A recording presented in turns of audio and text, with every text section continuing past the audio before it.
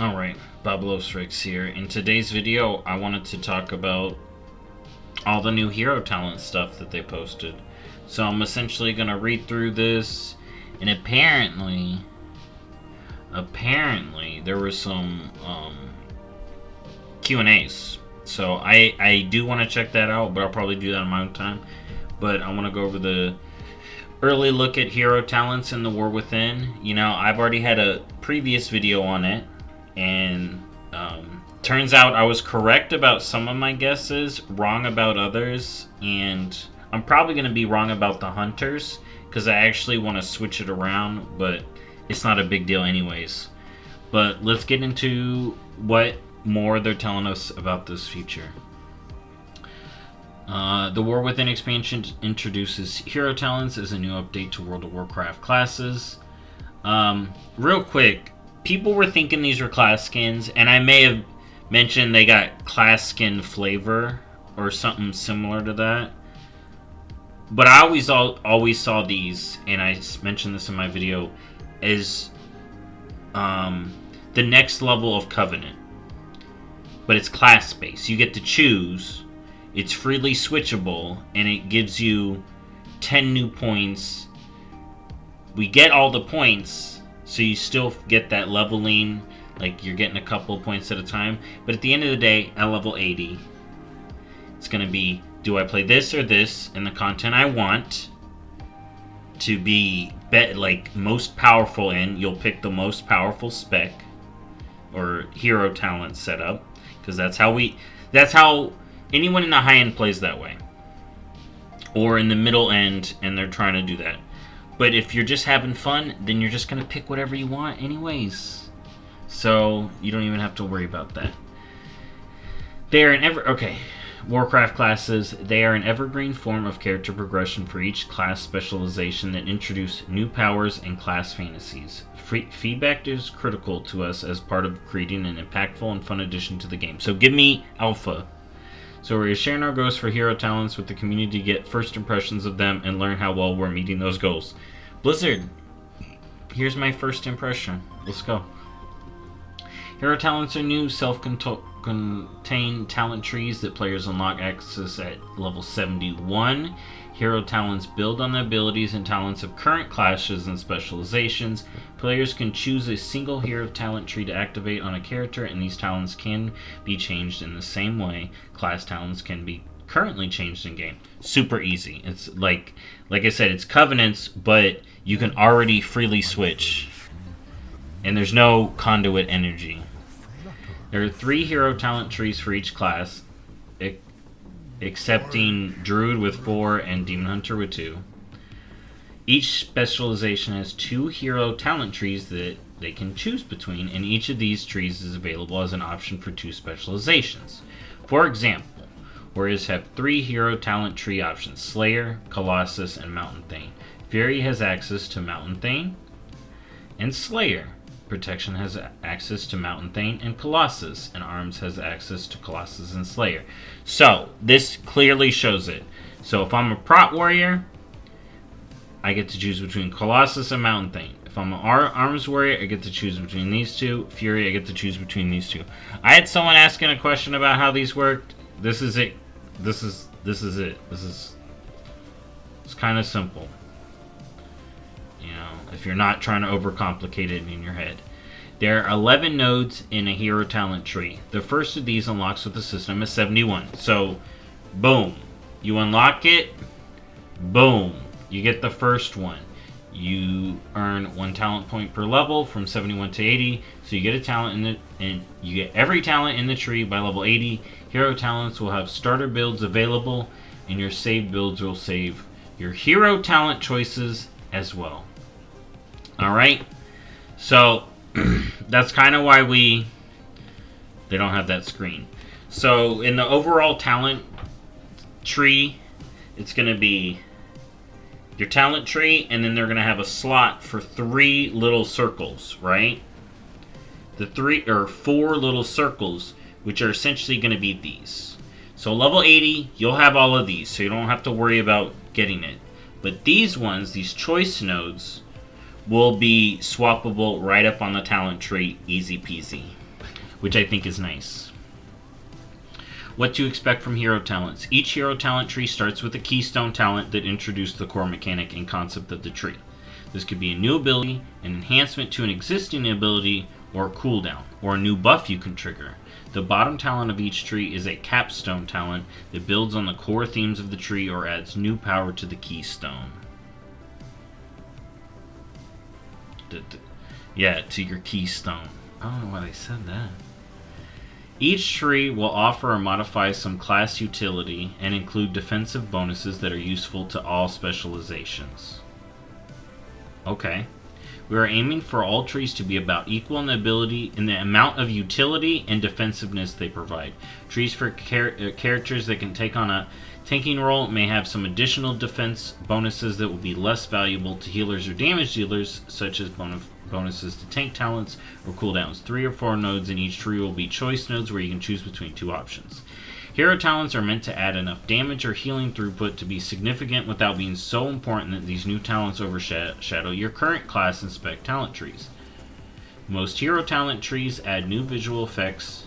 Most talent trees add new visual effects to classes, both to communicate what they're doing and bring their class fantasies to life.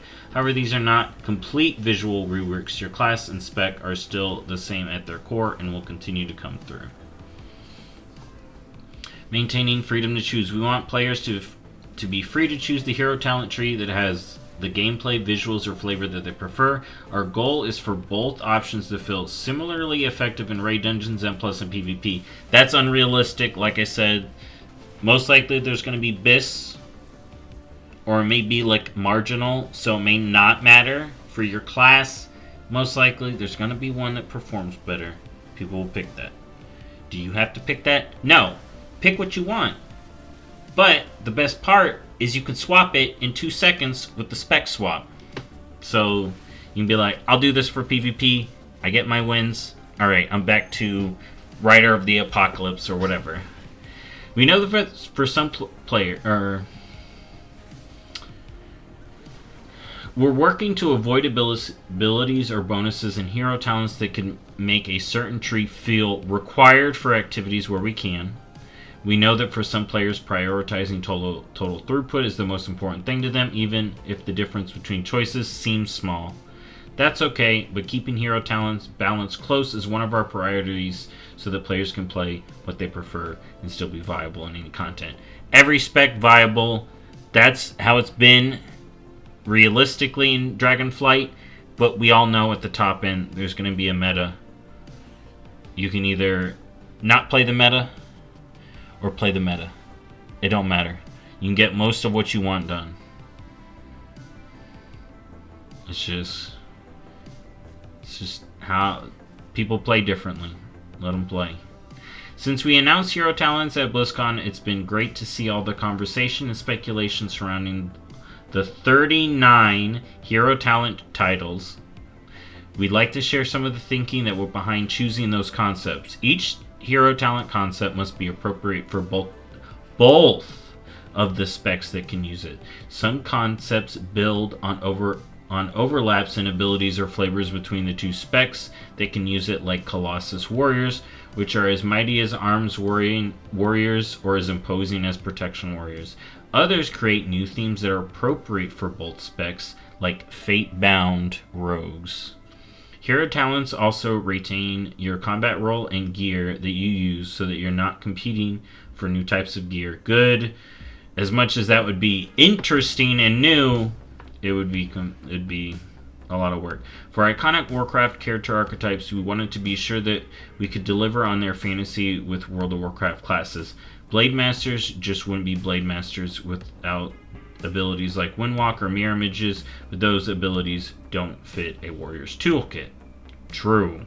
Lastly, there are several iconic character archetypes that are strongly tied to specific races and factions, such as Keeper of the Grove or Mountain Thane. It's exciting to embody these storied archetypes, but we want to ensure that characters of every race and faction can see themselves as those archetypes. We're open to feedback when it feels good for your character versus what is frustrating. Oh my god, okay, there we go. We're almost there. Gameplay and hero talents. We have several goals for what it feels like to play World of Warcraft with hero talents. Here are some of our guiding principles for how they affect your capabilities, your rotation, what you pay attention to in combat, and your user interface. We'd like to say on the team that our goal for hero talent gameplay... Oh my god, I goofed, sorry. Hero talent gameplay is for them to make you what you are, but more. We know that many of you have long histories with your favorite classes and that you play them because you like their gameplay and the spells and abilities that matter in their rotation. Whether it's the spinning plates... Okay. I've never heard it. I'm like, what class spins plate? How does Affliction spin plates? I'm pretty sure Affliction casts curses and diseases. What? Spinning plate? The cycles of Arcane are the frenetic reactive of Fury. It's keeping dots up. It's the turn of phrase. Oh my god. Hero talents don't override what matters to a class. Where's our cook class? Where you're flinging plates? Oh my god. Hero talents don't override what matters to a class. You should feel like you're playing your spec with a twist or a boost, and not as if things you care about have become unimportant or have been replaced.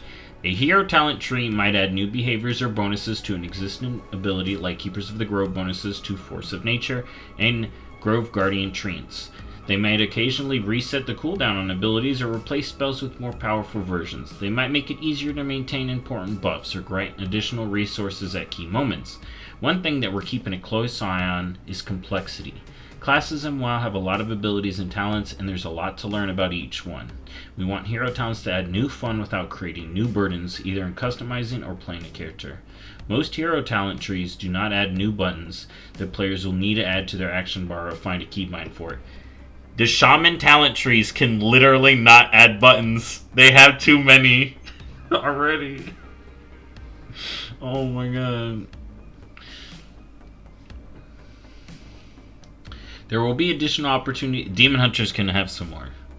There will be additional opportunities for players to express their skill, but we're trying not to add things like complex maintenance buffs that increase the cognitive load for everyone playing the class. Good. Most of the choices that players will make about how complex they want their rotation to be will continue to be made in their class and spec talent trees. I wonder if we'll see talents more or older talents morphed into hero talents and more fancier ones pulled out. Interesting. Most of the choice... Okay, yeah. Some hero talents do require you to take certain talents in your class or spec tree to access their powers. Okay. This is often because those talents fit the flavor and theme of that specific hero talent tree. The Mountain Thane Warrior tree enhances Avatar and Thunderclap, so you better pick Avatar and Thunderclap! Templar Paladin gives extra power to Wake of Ashes. Elun's chosen druids can cast a particularly strong Fury of Elun. However, a hero talent tree will only ever require enhance a small number of class or spec talents. It's important to us that there's still freedom in customizing your class build. Good. Over the coming months, we'll be sharing full designs for hero talent trees. I will do a video every time they launch more. We're excited to hear what you think of them. We're starting things off by sharing the first set of trees here. Below you'll find the hero talents for Sandlane Death Knights, Chronowarden Evokers, Lightsmith Paladins, and Mountain Thane Warriors. Let's go. Oh my god, let's go. Alright, so I was right about the Death Knight ones.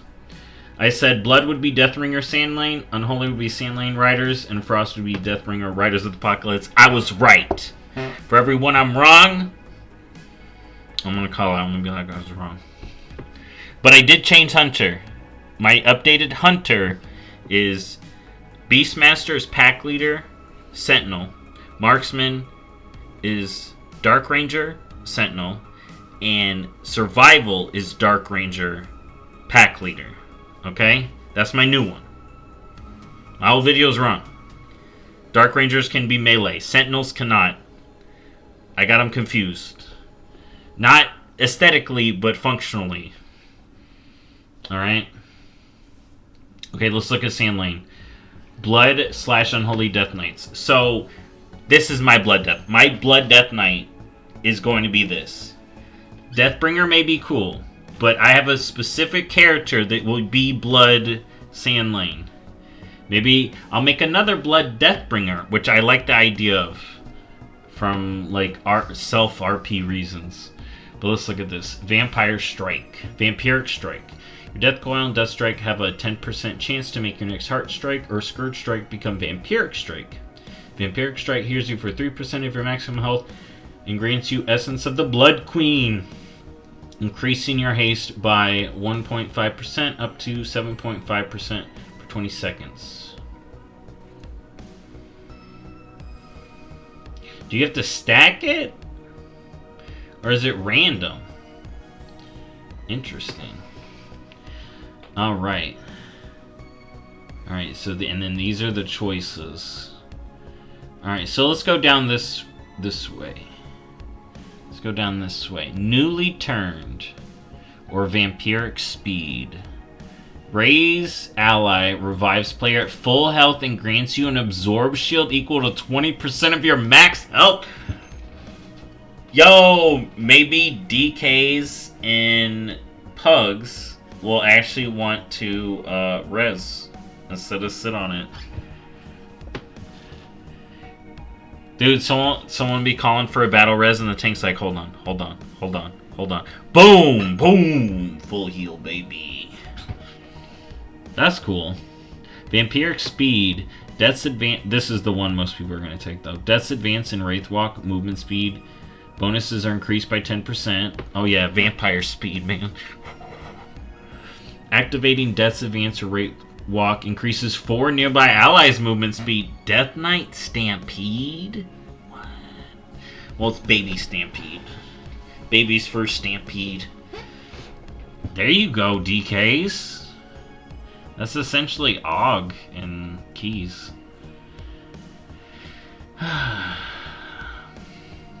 Inflict Sorrow. When Vampiric Strike damages an enemy afflicted by Blood Plague or Virulent Plague, it consumes the disease, dealing 200% of the remaining damage. Alright. So you gotta reapply, which is, I mean, it's fine. While Gift of the Sand Lane is active. Is that another buff? Is that this? Vampiric Strike no longer consumes your disease and instead extends the duration of your disease by 3... Oh, no, it's down here. Oh. Okay. While Gift of the Sand Lane is active, Vampiric Strike no longer consumes your disease and instead extends the duration of your disease by 3 seconds and deals 20% of the remaining damage to the enemy. Nice. Nice. Your Heart Strike and Scourge Strike have a 3% per stack of have a 3% per stack of Essence of... Okay, so Essence of Blood stacks. Okay, the Blood Queen stacks. Okay. To refund a rune, Vampiric Strike doubles the chance to refund a rune. So that sounds pretty good. Alright. And then I guess we'd be able to pick this once we meet the bottom, or are we gonna have to get all 3? Oh my god. But here, let's start... no, let's read this. While Gift of the Sand Lane. While Vampiric Blood or Dark Transformation is active, you gain Gift of the Sand Lane. Gift of the Sand Lane increases the effectiveness of your Essence of the Blood Queen by 100%, so it doubles it, and replaces your Heart Strike and Scourge Strike with Vampiric Strike for the duration. Alright, so those are your rune spenders. You know, your main one. You're now doing Vampiric Strikes. That's kind of cool.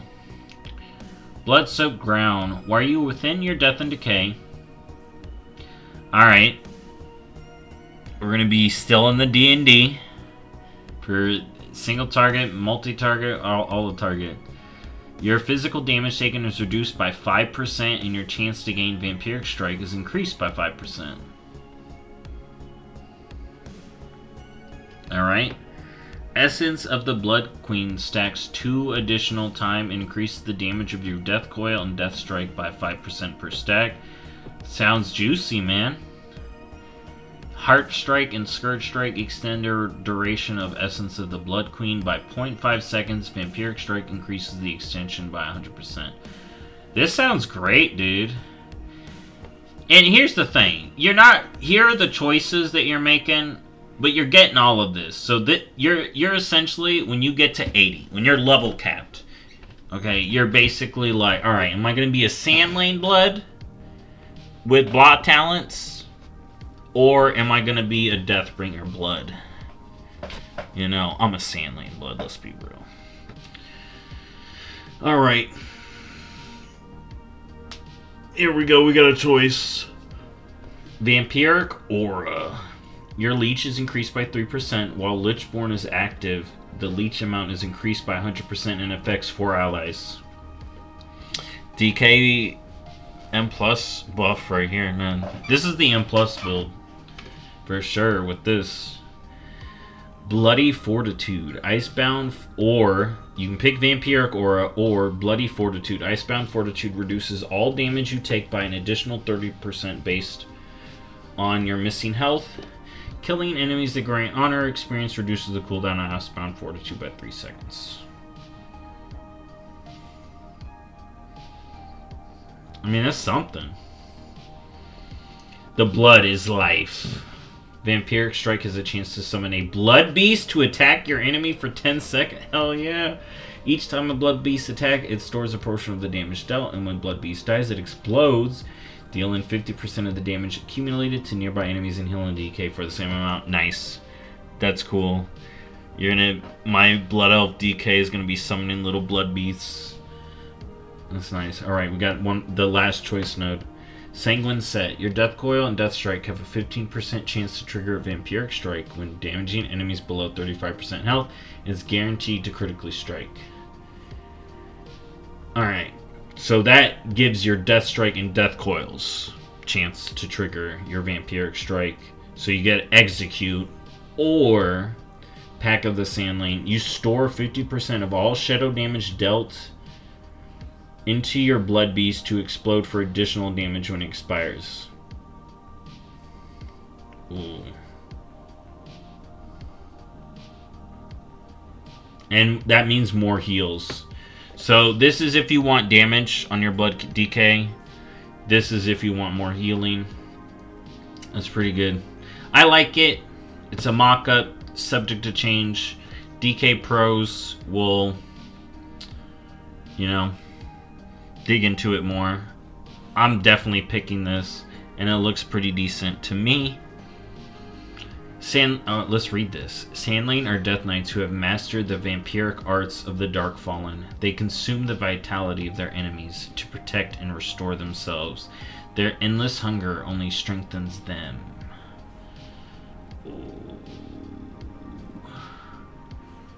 Alright, and then there we go. I like it. Alright, now I was right about Evokers too. Evokers was easy. So Devastation, Scale Commander, Ruby Adept, Preservation, Chronowarden, Ruby Adept, Og, Scale Commando, Chronowarden. So I'm gonna Ogvoker right now.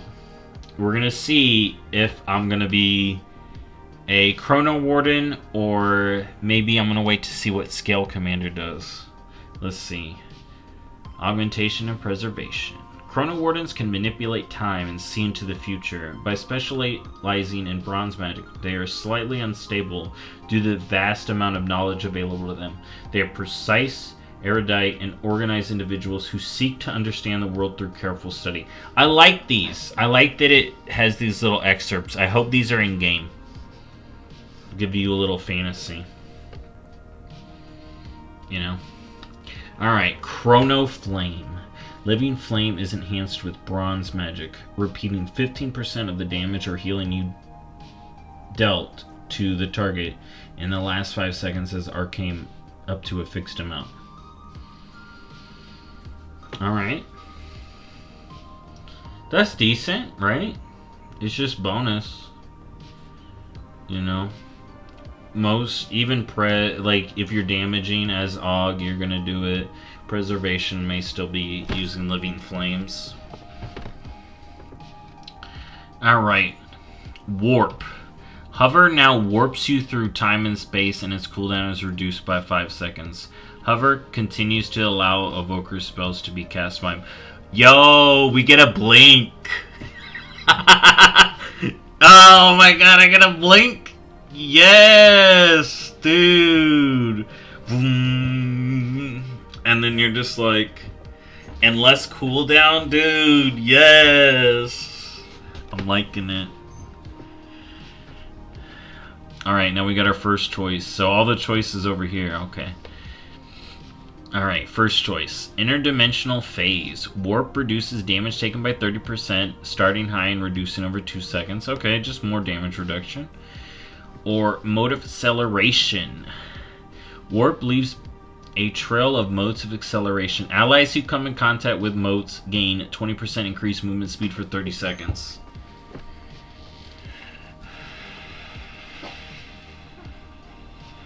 I feel like overall you'd want interdimensional for yourself. Would it be nice, especially in an Aug's case? Like, this would be great for healers in general. It gives you, it literally gives you more defensives. But this could be good if you want to get people around quicker. But usually when it comes to people grabbing motes, they don't. Alright. Careful Contemplation. Here's another choice. Your intellect and stamina are increased by 10%, but your cooldowns are increased by 10%. Okay, then you pick the augmentation tree that counters it, and you're just even. You break even. Alright. Or Time Convergence. Abilities with a 45-second or longer cooldown grant 10% intellect for 15 seconds. That should count Ebon Might. Defensive abilities grant 10% stamina for 15 seconds. Essence spells extend the duration by 1 second. Maybe you pick that? I don't know, it'd be good. Both of them sound interesting. Sorry, I hit the thing. Interesting. Like I said, he's my raid tune, so I'll just pick what's best. These sound cool. Now let's look at the capstone. After image. Empower spells send up to 3 Chrono Flames to your targets. Chrono Flames have a small chance to grant you Essence Burst. That's kind of good. That's kind of good. Alright, let's see some more of these. Temporal Burst. Tip the scales overloads you with temporal energy, increasing your haste, movement speed, and cooldown recovery rate by 2%, wrapping up to 40-second over 20 seconds. Oh, so now when you press the button, it actually does something in that moment. Because right now in Raid, you just use it. Like before the fight starts. So you have it ready. But now you actually want to do it to get this. Threads of Fate. Casting an Essence ability during Temporal Burst causes a nearby ally to gain a Thread of Fate for 15 seconds, granting them a chance to echo their damage or healing spells, dealing 50% of the amount again. Oh, that's good. That's nice. Give them a little thread. Alright, now we have another choice. Master of Destiny. Empowered spells amplify all your active threads of fate, increasing their power by 100% for 8 seconds, stacking up to 2 times. So you stack this. So you do your Earthquake, your thing. For Preservation, you do your Breath, and then the one cast. Or Golden Opportunity. Prescience has a 25% chance to not incur a cooldown. Echo has a 25% chance not to cost Essence. Alright, so you pick this one. You automatically pick this one. Because it literally gives you an extra Prescience. I feel like you do that. I feel like that one's different. That's something. That's a pick. Reverberation. Spirit Bloom. Spirit Bloom's the spell. Heals for an additional 30% over 8 seconds. Upheaval deals 30% additional damage over 8 seconds, so that's simple. Primacy. For each damage or healing over time effect from Upheaval or Spirit Bloom, gain 3% haste up to 9%. Alright. Unstable Matrix. Each time you cast an empowered spell, Unstable Time Magic reduces its cooldown by up to 15 seconds. That's just good. That's just nice. I may be a Chronowarden. That sounds good, but I really want to know what Scale Commander is. This seems to be the one maybe intended for Og, because you can see the colors here. Dev is that. Og is that. Preservation is that. And you see here, they did it here. Sand Lane. Deathbringer, Riders. Alright. So, I like Chronowarden. That sounds good. It's definitely interesting. Now, with Paladins, I was wrong with this. Alright, I was wrong. So, Lightsmith Paladin. So, I think I guessed, like, all the wrong stuff, but at the moment for Paladin... Or, well, this seems to be what it is. Holy, get Lightsmith and Herald of the Sun. Protection, get Lightsmith and Templar. And then Retribution gets Herald of the Sun and Templar. So, Lightsmith here is for Holy and Protection. Lightsmiths are paladins who have developed such masterful control over the light that they are able to wield it tangibly, employing constructs to empower their weapons and defenses to protect their allies. Yo, I like that. That's cool. That's a cool description. Like, we haven't really... There's probably been some lightsmiths around, but we haven't really seen a lightsmith, per se. This is cool. No one was being like, yo, I want to be lightsmith paladins before this came out. That's what I'm saying. We've heard people want to be Templars or something. Alright. Let's get into it. Holy Armaments. Active. Will the light to coalesce and become manifest at a target location as a holy armament, which may be wielded by you or your allies. Alternates between Holy Bulwark and Sacred Weapon. Last 20 seconds after being cast. Max 2 charges. So this is a new spell. While holding a holy... So... Paladin support, baby! There it is! That's Paladin support. You throw down the shield, pick it up, guys. You throw down the weapon, pick it up. While wielding a Holy Bulwark, gain an Absorb Shield for 50% of your maximum health and an additional 5% every 2 seconds, stacking up to 30%. Okay. So, Paladin puts it down and they can pick it up. Or you can. And it alternates after being cast. Alright, and you can have 2 charges. Then Sacred Weapon. While wielding a Sacred Weapon, your spells and ability, and they last 20 seconds when you pick them up. Or something like that. Sacred Weapon. While wielding a Sacred Weapon, your spells and abilities have a chance to deal additional holy damage or healing. Okay, or healing, so the weapon will work for a healer as well. So as a healer, I'd throw the Holy Bulwark down on the tank, let him pick it up.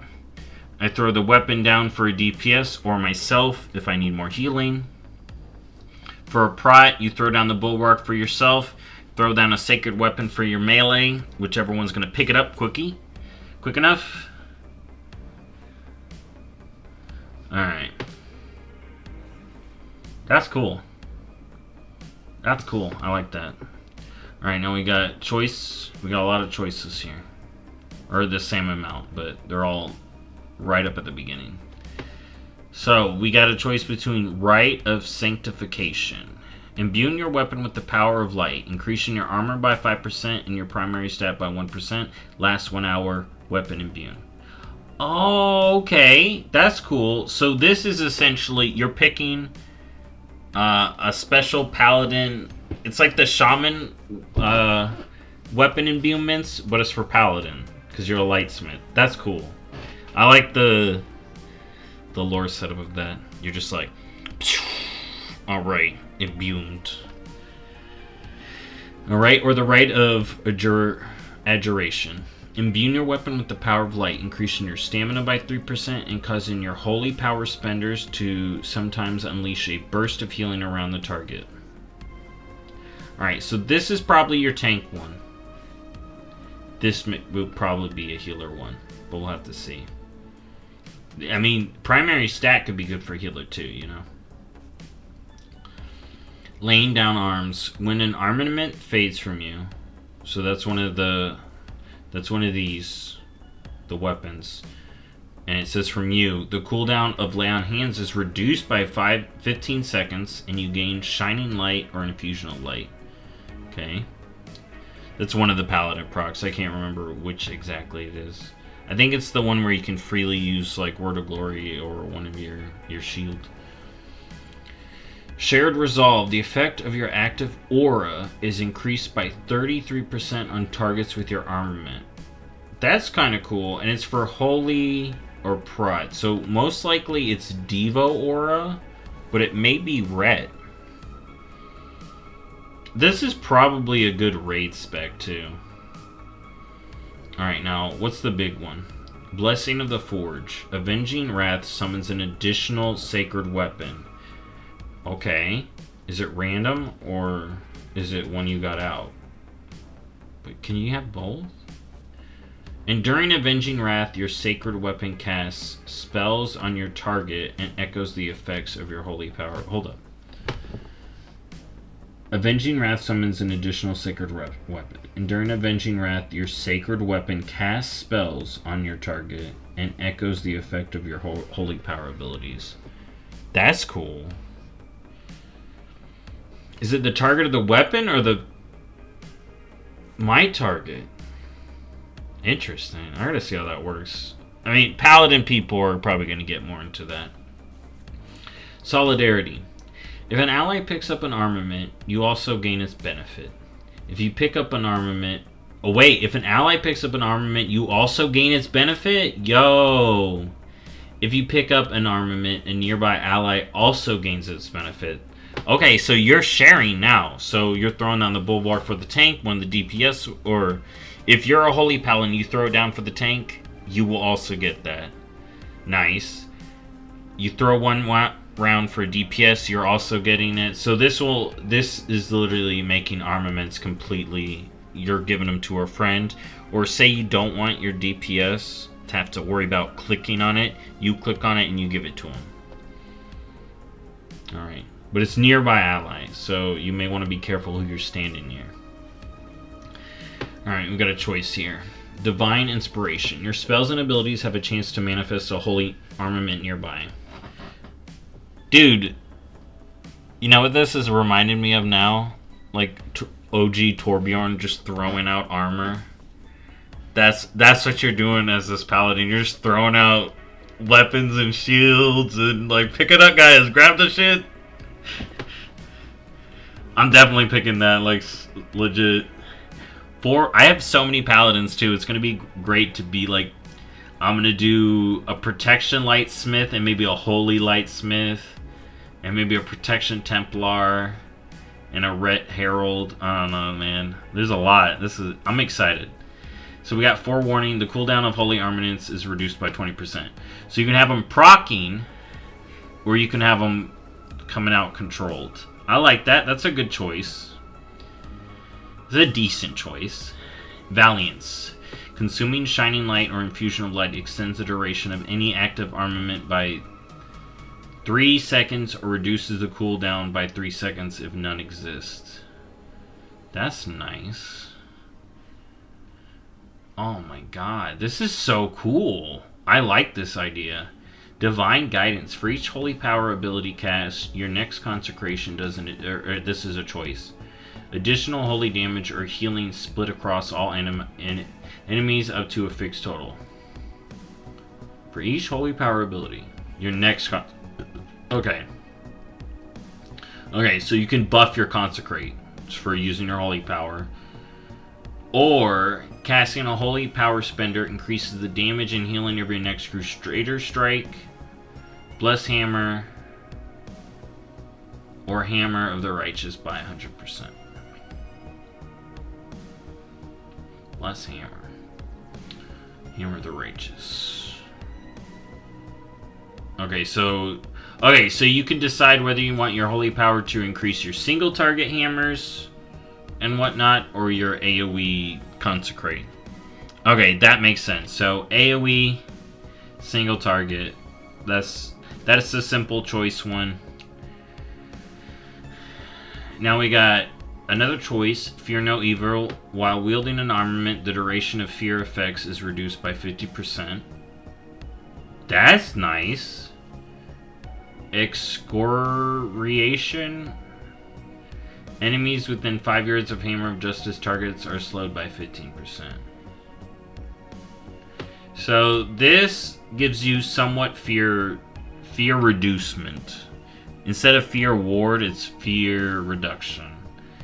And this gives you Hammer of Justice snares. Interesting. This one could be looked at. This one is very, like... This is all amazing. This is kind of simple. This is like, wait, what? Hammer and Anvil. Judgment critical strikes cause a shock wave around the target, dealing additional holy damage or healing at the target location. That's cool. That's cool. That's gotta look cool, too. I want it to be like, boom, when you throw a judgment with the Lightsmith. Like a giant golden hammer just goes... kind of deal.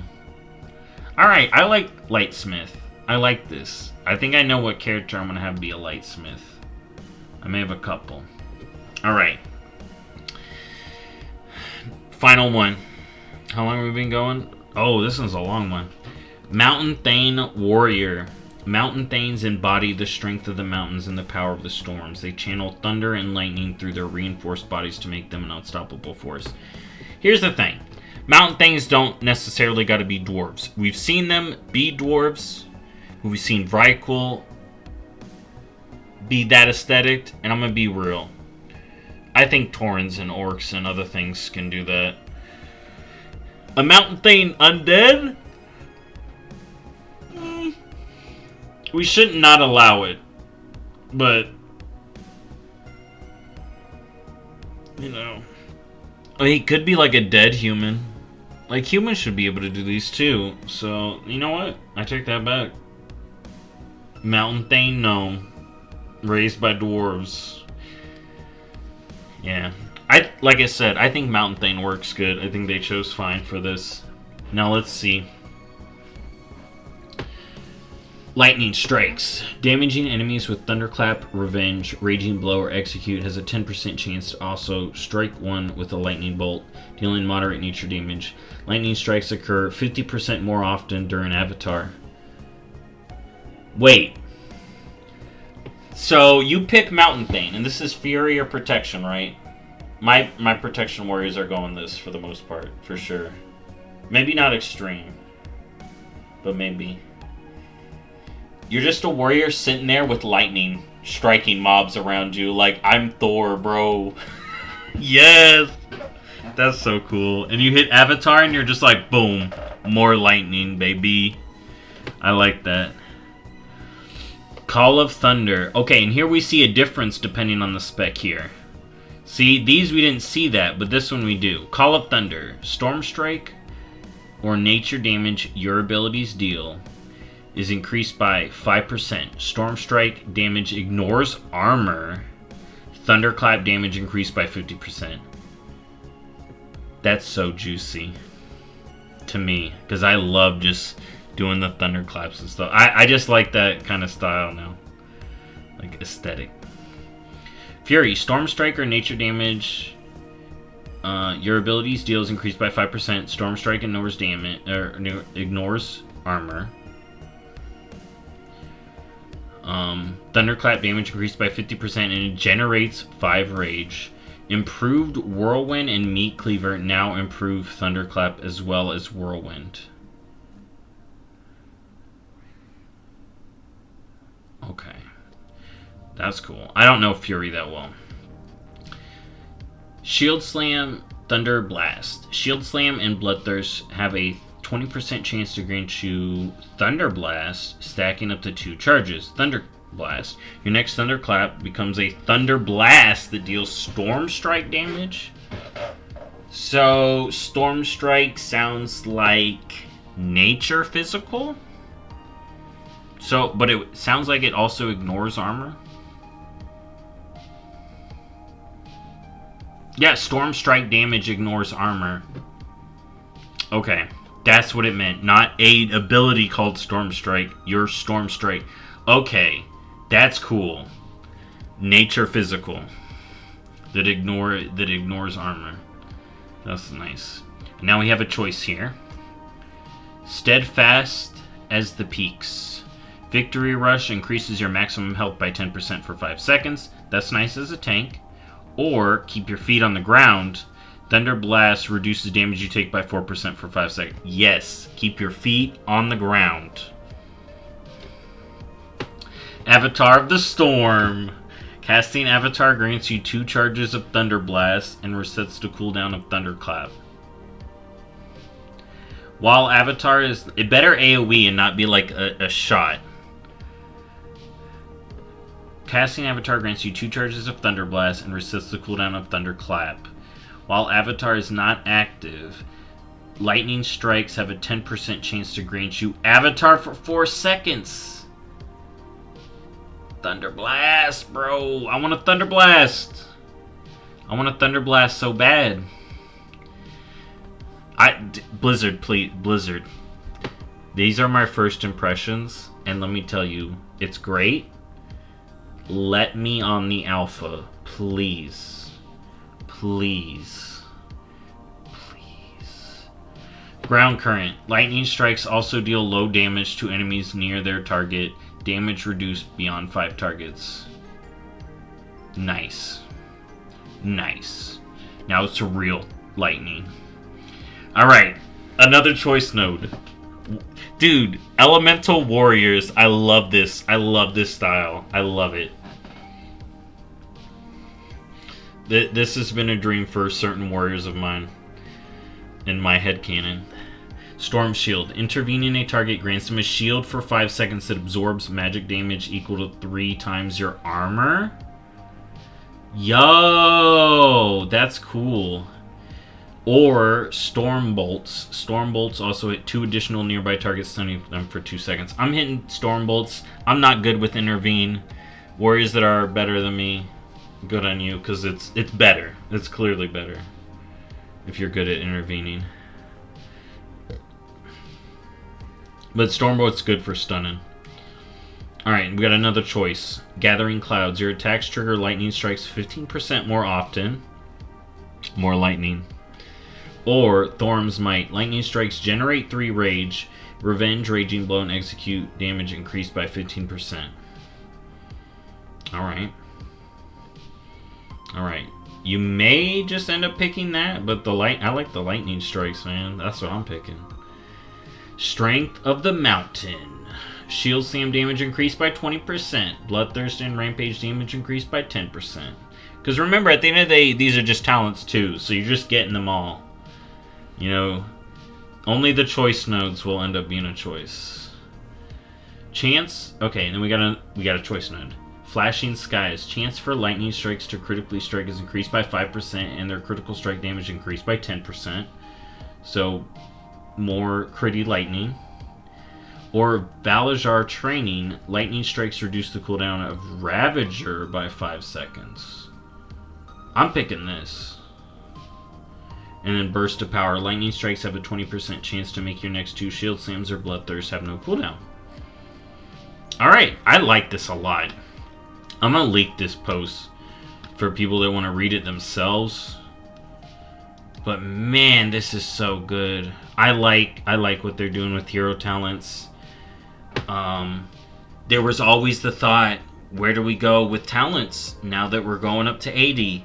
And for them to do this with it, at least for me,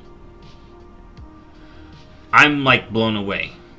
I really like this. I'm super excited to play with this, and I actually cannot wait to get my hands on it and play around with it more. I love hero abilities. I love abilities and spells and switching all this stuff, and there is some lore cool stuff in it, but it also gives like a ton of new stuff. Like, we're getting almost, it's like a baby class. It's not even a baby class, but it feels like we're getting 39 new specs, but it's not. But it feels like that to me. That's how big it is to me. I'm saying it's not that big by sheer number of talents, but it feels like that to me, and I'm super excited. But yeah, that's it for now. I'm gonna link that. I shouldn't have closed it, but thank you for watching, and I'll see y'all in the next video. Bye bye.